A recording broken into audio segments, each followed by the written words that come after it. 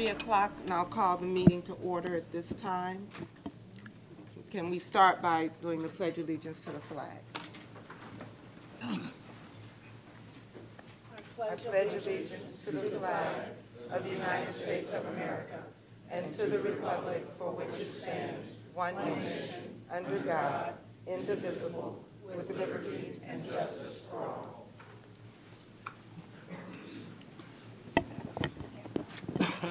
Mrs. Stanford, may we have the roll call? Yes, ma'am. Ms. Harrison? Here. Ms. Hurd? Mr. Corrado? Mr. Hogan? Here. Ms. Howard? Present.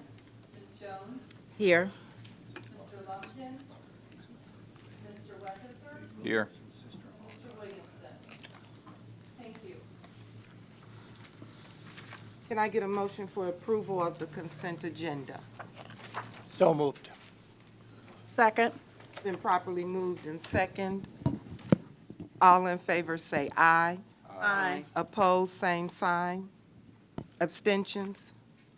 Motion carries. The minutes of the meeting of October 4th, 2016 were presented for review to all board members prior to today's meeting. Unless there is any board member who requests a reading of the minutes, I will ask if there are any corrections or additions to the minutes as presented. Having heard no requests for a reading of the minutes nor any corrections or additions, the minutes stand approved as presented. Committee reports, and we'll start with the Finance Committee, and Mr. Hoagie will do us the honors. Thank you, Madam Chair. The Finance Personnel and Planning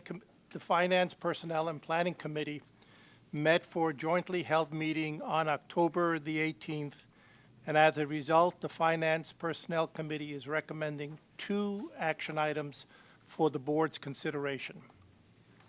Action item 2, light transit vehicles. The Greater Dayton RTA is a regional partner in the 5310 federal grant program, which is designed to improve transportation options to the senior and disability community. The program is administered by the Miami Valley Regional Planning Commission, and a federal grant is managed by the RTA. As part of a partnership role, RTA will be purchasing small buses and vans for use by area agencies, which have applied for and been approved for funding by the Miami Valley Regional Planning Commission. RTA is also in the process of replacing our fleet of small transit buses, as the current units are nearing the end of their useful life and are plagued by engine problems. Mr. Bob Brzezinski provided a detailed explanation at our committee meeting, and the supporting information is included in today's board package.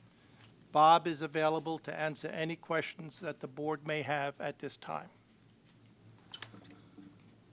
Hearing no questions, based upon the recommendation of the Finance Personnel Committee, I move to award a contract to Whitworth Bus for up to 32 light transit vehicles at a cost not to exceed $2,400,000, and a contract to Tesco for the purchase of up to 10 ADA vans at a cost not to exceed $600,000.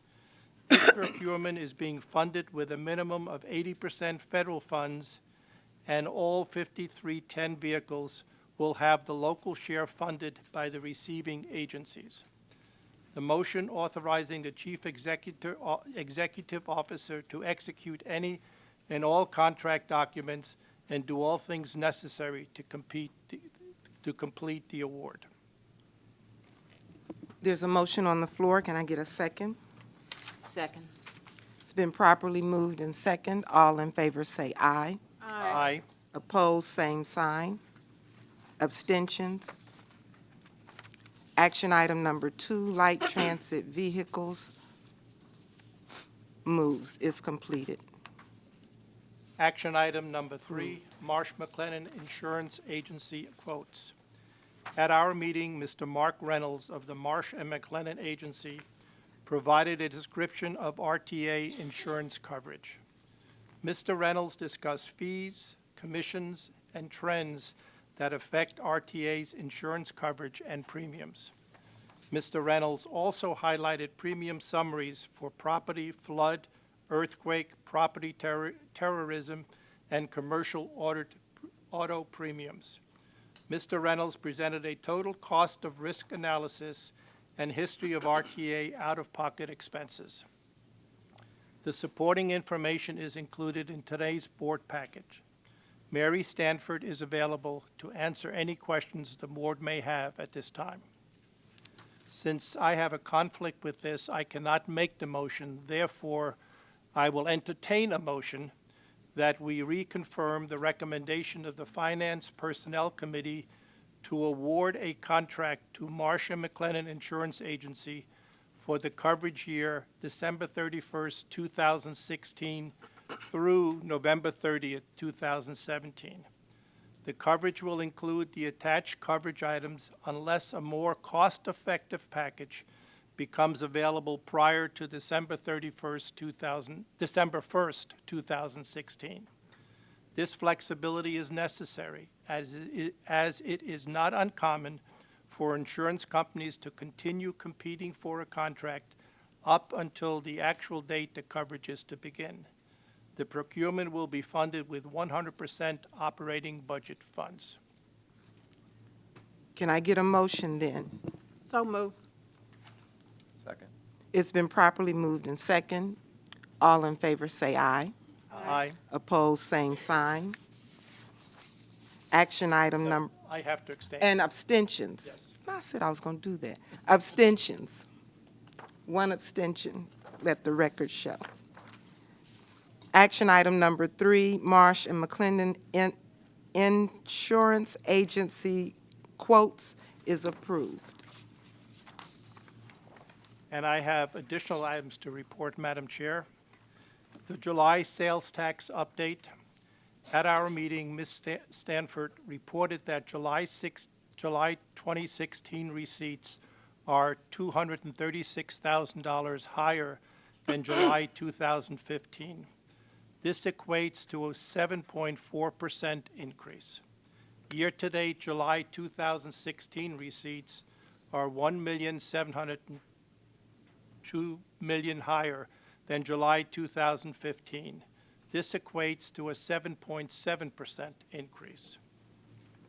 September 2016 financial statements. Ms. Stanford reported that for September 2016, RTA's net gain after local depreciation is $179,000 compared to a budgeted gain of $135,000. September 2016 year-to-date net income after local depreciation is $581,000 compared to a year-to-date budget loss of $572,000. Key contributing factors to the positive variance are sales tax receipts, unrealized investment gains, and lower wage and benefit expenses. 2017 capital and operating budgets, the preliminary discussion. Mr. Rosinski and Ms. Sanford presented preliminary 2017 capital and operating budget details. Mr. Rosinski presented capital budget project highlights, a 5-year federal funding history, and a likely federal funds shortfall analysis. Ms. Stanford detailed preliminary revenue and expense categories. In summary, there is a budget gap to solve for in the $4 to $5 million range. This gap is the result of lower operating revenue and sales tax projections. Wage increases and health insurance increases will make it difficult to balance the 2017 and future budget years. As there is still work to be done, the 2017 to 2021 operating and capital budgets will be presented at the November and December committee meetings. That concludes my report, Madam Chair, unless there are some questions. Thank you. Any questions? Then we'll move on to the Planning Committee. Ms. Howard. Thank you, Madam Chair. The Finance, Personnel, and Planning Committees met for a jointly held meeting on October 18th, and while we do not have any action items to bring before you, we do have important updates to provide. Mr. Brandon Polachicchio provided a summary document of recent activities in the Customer and Business Development Department. A summary of positive local and national news highlighting our agency was also provided. The department's summary included updates on staff participation in the recent activities related to Sinclair Community College Safety Day and Crash Course Heavy. RTA donated 21 vehicles bound for the scrapyard to Crash Course Heavy to assist roughly 160 firefighters learn the best stabilization, extrications, and rescue techniques. It's the only training of its kind in the nation, and crews came from across the country and Mexico for the one-day training.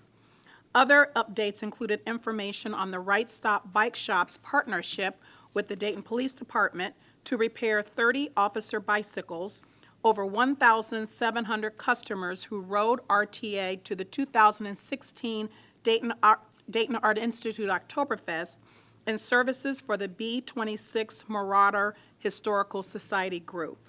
In closing, Mr. Polachicchio shared updates on staff preparations for December's launch of RTA real-time information and the February 2017 service change. This concludes my report. Madam Chair and Mr. Polachicchio or I will be happy to answer any questions anyone may have.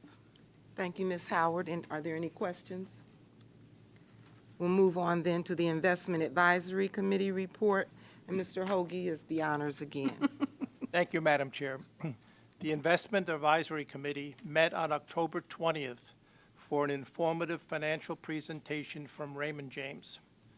The committee is not bringing forth action items today. However, I have informational items that I would like to share with all of you. Mr. Fink began the discussion by focusing on Federal reserves and the probability of an increase in the federal funds rate in the coming months. The futures contracts relating to this probability indicated a high likelihood of an increase, 67% likelihood, at the December 2016 meeting. The Fed has expressed an inclination to normalize the Fed funds rate in spite of relatively soft economic numbers and benign inflation expectations. Consensus estimate for gross domestic product and core personal consumption expenditures for the remainder of 2016 are 1.5% and 1.1% respectively. Longer-term economic growth and inflation are also expected to be moderate. Even though unemployment has continued to come down, labor force participation has trended lower and wage growth has languished. Business conditions have been mixed to moderately negative as investment in fixed assets has trended lower. Alternatively, the consumer sector, which accounts for approximately 70% of gross domestic product, has benefited from job growth and lower oil prices. Mr. Fink and Mr. Schirlo discussed the role central banks have had in the post-financial crisis era in attempting to stabilize economic conditions and influence economic growth. Given the fact that roughly 30% of sovereign debt now has negative interest rates, monetary policy appears to be nearing its limits. In light of these limitations, calls for fiscal stimulus has been made by both presidential candidates. Fiscal policy stimulus would likely face headwinds due to government constraints and looming baby boomer entitlements. Given this background, bond yields in the near term are likely to remain subdued, that is, remain low. Mr. Fink turned the discussion to the investment portfolio.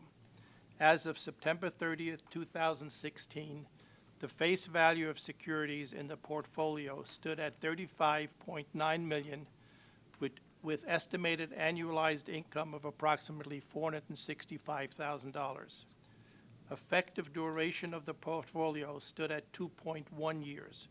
The portfolio is comprised primarily, approximately 88%, of non-callable FDIC-insured negotiable certificates of deposit with the balance of federal agency securities. That amount of $35.9 million is approximately $5 million less than we had at the beginning of the year because of our investment in new buses, and we expect to use a substantial portion of that $35.9 million for the new vehicles that we're ordering and will come due next year and the year after. With regard to the fuel advisement, Mr. Jeff Lemunyan of Linwood Capital was not present at our meeting due to a conflict that he had. The committee packet includes Mr. Lemunyan's diesel fuel price risk management report, including graphical presentations. The following analysis was detailed in Mr. Lemunyan's report. Global fuel oversupply is correcting. OPEC has indicated that agreements to control production are in the offing. Prices have increased on speculation. Inventories are decreasing, which is supportive of price. Imbalance is expected to decline during 2016 and end in 2017. The OPEC action may hasten the rebalancing. Higher prices have caused an increase in drilling activity, and finally, as rebalancing occurs, prices will stabilize at higher levels. And with regard to other business, Ms. Stanford advised us that the RTA contract with Linwood Capital expired at the end of midnight last night. Management has determined that the contract will not be renewed for the immediate future. Ms. Stanford has been in contact with R.J. O'Brien, and procedures are in place to manage those remaining fuel contracts expiring to 2018. Unless there are some questions, Madam Chair, that concludes my report. Thank you. Are there any questions? Then at this point, we'll move on to the Chief Executive Officer's report. Mr. Donahue. Thank you, Sharon. I have nothing specific to report. I will request that the board consider an executive session for an update on the current state of labor negotiations. And unless there are questions, that's all I have. Okay. Any questions? We'll move on then to old business. I have none to present at this time. Anyone else? New business. Then that takes us to public comment. I have requests for public comments. I'll start out by reminding people what the rule is as far as public comment is concerned. You are to speak on your own behalf. You have 3 minutes to make any comments.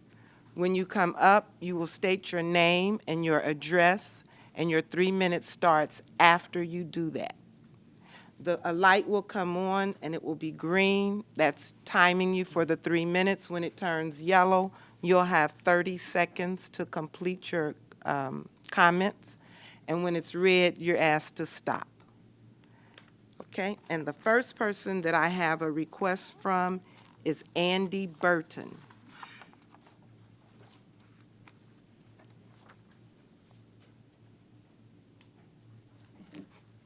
My name's Andy Burton. I live in Englewood, Ohio, at 814 Higher Lane. I'm also the chapter president for Southwest Ohio Carry.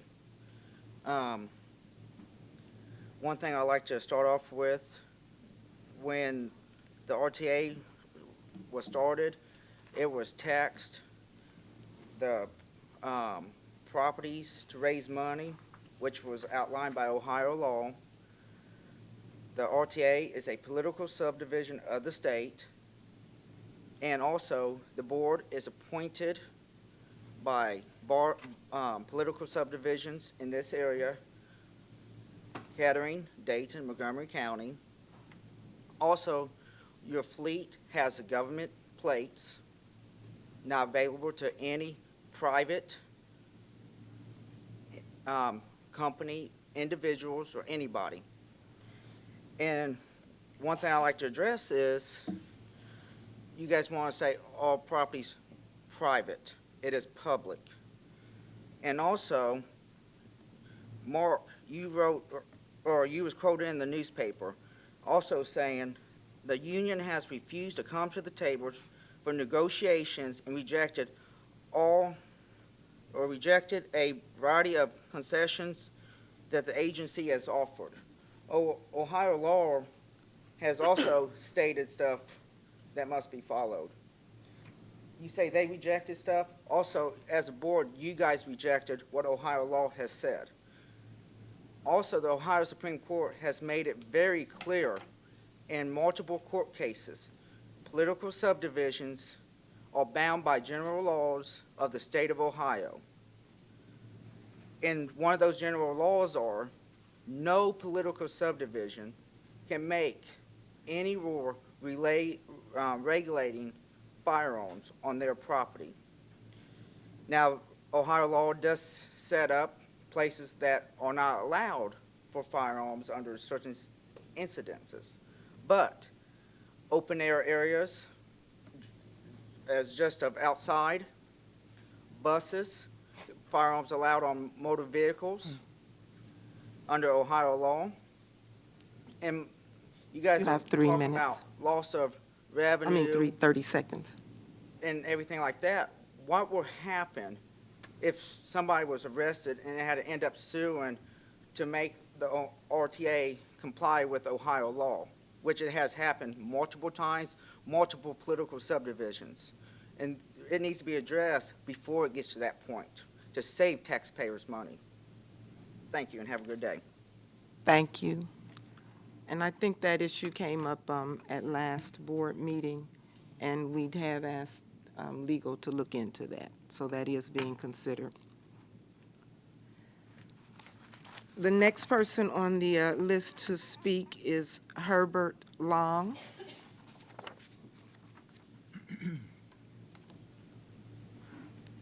Yeah, my name is Herbert Long. I live at 340 West Stewart, Dayton, Ohio. One of our main issues that it just came to our attention that our insurance is going to go up. January the 1st, we've been working now 19 months without a contract, and it's a lot of us that don't make the money to pay this high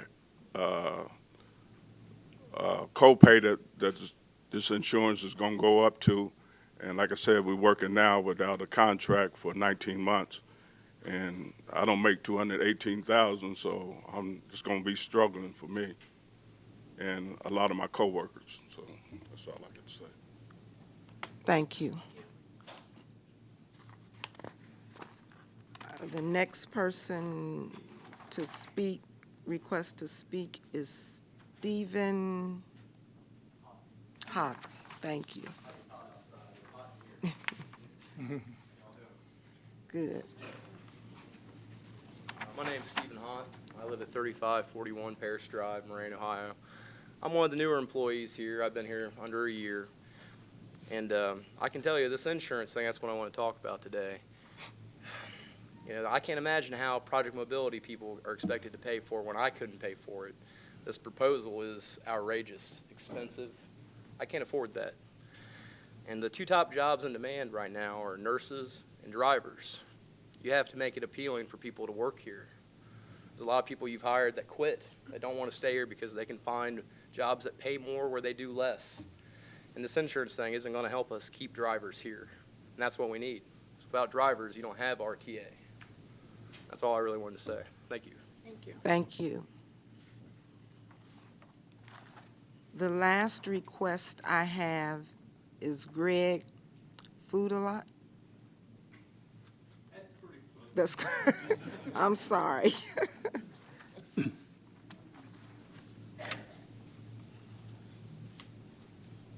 My name's Greg Padula.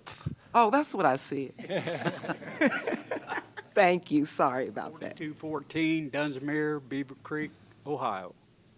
My topic is what Mr. Hott was just talking about, drivers. I don't know if you all know that there is a shortage of drivers in the United States. This is an employment paper I picked up recently. There's either 5 or 6 different companies looking for truck drivers. Now, I know that's different from public transportation, but drivers are drivers. We at RTA lost 77 drivers this year. Only 4 is retired. So the other number is people that's quit or got fired.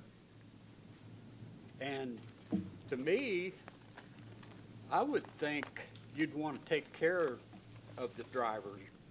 I believe the drivers are the backbone of this company.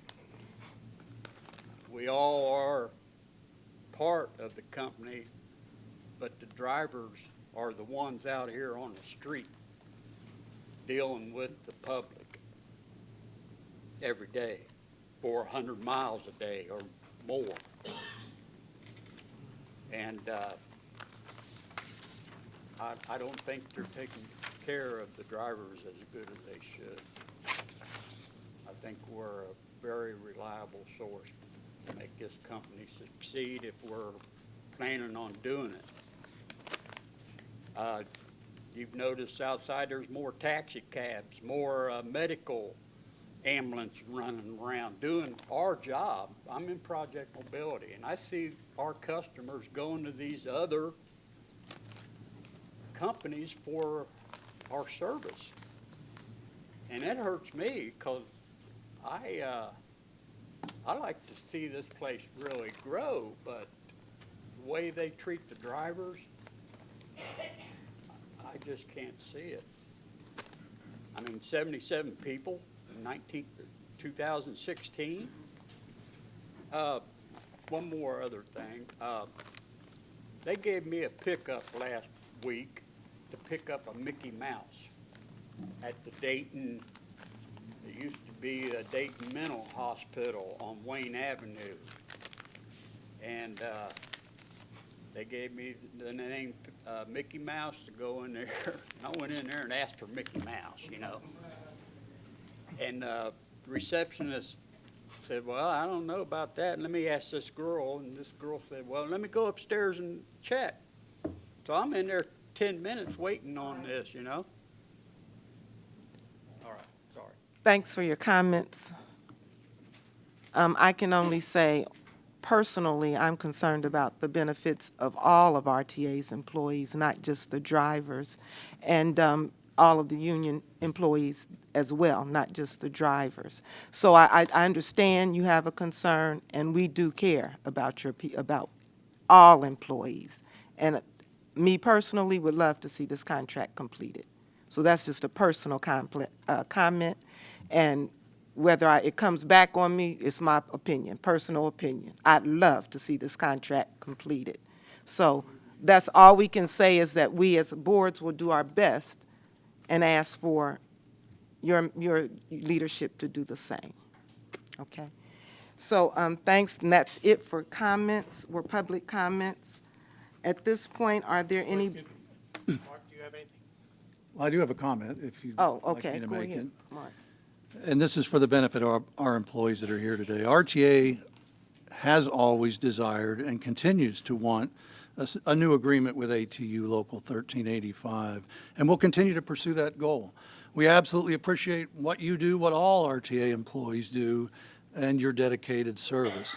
But I think you need to understand that, in my opinion, the leadership of your local really has not bargained in good faith in that last 19 months you talk about, Herb. After only 2 half-day long sessions in April and May of 2015, the local leadership demanded that we engage a mediator and then go straight to fact-finding, in spite of numerous well-documented requests by RTA for traditional face-to-face bargaining, which we have done many times in the past. This caused a significant delay, which was really unnecessary in our minds, and the facts are well documented, and most of them are public records. If you'd like to make a public records request, Mr. Napier would expedite that for you, so you can have that evidence. Again, we'd like to see this come to a conclusion. I'm glad to see the internationals here today, and I'm hopeful that, with their involvement, perhaps we can get this done in the near future. We feel the same way you do about health insurance. Health insurance is driven by one thing, and it's the claims that we have to pay for that are either ours or those of our family members if we're employees of RTA. Unless you're living under a rock, you've got to know that health insurance is it's a national problem. It's a huge issue, and we've become affected. We did have a good year in 2014. We've had absolutely horrible years in 2015 and so far this year, and that's life. That does happen even when you self-fund a health plan, and this is the result of it. So none of us is happy about what's going on with health insurance, but I'm not sure there's an easy answer to it. There's not just a magic wand that this board or any of us can wave and make the problem go away. It's a reality that we're all going to face, and hopefully we face it together and find a way to control those costs and get more people involved in the wellness program to try and get the costs down, and we're certainly willing to do that. That's all I have to say. Okay, thank you. Are there any board member comments I or have, announcements? I have two short comments. One, I'd like to throw a rose in the direction of a Mr. Jerry Yoder, Yodler, I think it's Y-O-W-L-E-R. I'm not sure I'm pronouncing it correctly. Yodler, who was a mechanic here at the RTA and who was featured in the Dayton Daily News, who had just contributed his 200th pint of blood. That's an amazing milestone, and it speaks highly of his commitment to the good of the community, and I think is truly representative of the type of people that are working at the RTA. And the second thing, I'd like to personally thank so many of you that are here today who sent get well wishes and prayers while I was out with my illness. So I would just want to personally thank you all for what you have done. Thank you very much. That's all I have. Okay, any other comments or announcements? Hearing none, there is a request to go to executive session. And so pursuant to Ohio Revised Code, Section 121.22 G4, a public body may go into executive session to discuss matters relating to preparing for, conducting, or reviewing negotiations or bargaining sessions with public employees concerning their compensation or other terms and conditions of their employment. The Greater Dayton Regional Transit Authority is currently in negotiations with the Amalgamated Transit Union Local 1385 ATU and has been for quite some time. Is there a motion to go into executive session to discuss the ATU labor negotiations in accordance with Ohio Revised Code, Section 121.22 G4? So moved. Second. It's been properly moved and second. Ms. Stanforth, please call the roll for a vote to go into executive session. Yes, ma'am. Ms. Hairston? Yes. Mr. Hoagie? Yes. Ms. Howard? Yes. Ms. Jones? Yes. And Mr. Weckeser? Yes. Thank you. It's been properly moved, second, and voted yes. We will go into executive session. However, there will not be any need to make a vote after this session, so anyone that wishes to leave is welcome to do so.